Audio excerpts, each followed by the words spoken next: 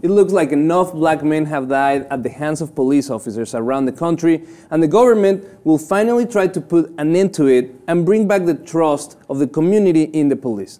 The White House announced today that the President Obama plans on placing new restrictions on the use of military gear by police departments by using another executive order. It's in place. The intention is to boost the people's trust in the police, which, as we all know, has been seriously damaged by recent events and demonstrated in many violent protests. But do these restrictions really mean anything? Shouldn't it be obvious that the police cannot use army tanks against unarmed citizens? What do you think, Marlene? Well, I think appearance is everything. I also think that it's going to take a hell of a lot more to restore trust in cops in this country than removing their military gear. I mean, who is he kidding? Do cops really need, by the way, grenade launchers, bayonets? I mean, seriously? And I think that's the discourse, that's the conversation that we're trying to get started. The equipment that is going to be restricted is explosive resistant, army tanks, obviously, and at another level, the mine-resistant ambush-protected vehicles, these big vehicles, armor that they use at war, now police department, they will need to justify the need of this item in their arsenal, which it makes completely sense because I don't know what city needs that. Although critics have said that this is necessary and they've already proven successful, like in Boston during the bombing, that this type of equipment help out in the search. Right. I mean, of course there are critics that are going to say that. They probably all work for DHS, mind you.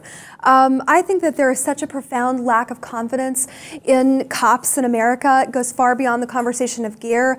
You know, I would applaud President Obama if he would come up with a mandated across-the-board policy change, like, you know, hey, you can't murder an unarmed citizen. Maybe something like that would restore more confidence and faith in American police as opposed to just removing their grenades. Yeah, a lot of people said you're the very first African-American president of the United States, and yet you haven't really involved yourself deeply in the racial discourse of the country. According to Reuters, 69% of respondents in this poll that they did say that America has a serious issue with race.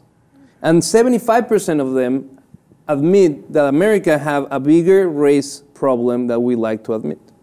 And obviously we can't untie this situation of police brutality and abuse from the race question because it's proven, we talk about it a lot, it's hand by hand. It happens in black neighborhoods, it happens in poor neighborhoods, much more often than it happens in white, affluent suburbia. Absolutely right.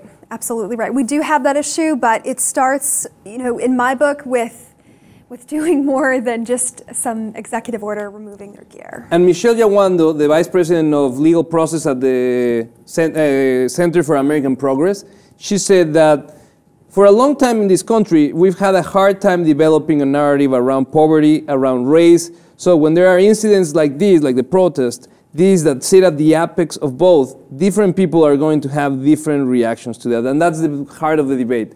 We see these demonstrations and we need to work on both sides. One side is the trust of the community towards the police, the proper behavior of the police, and then why the police need to portray themselves as this military squad, a SWAT team to prevent a peaceful protest. I don't see the need. Right. But we want to know, what do you think? Let us know what your opinion in the comments, and if you haven't, please subscribe to the Lib TV 2.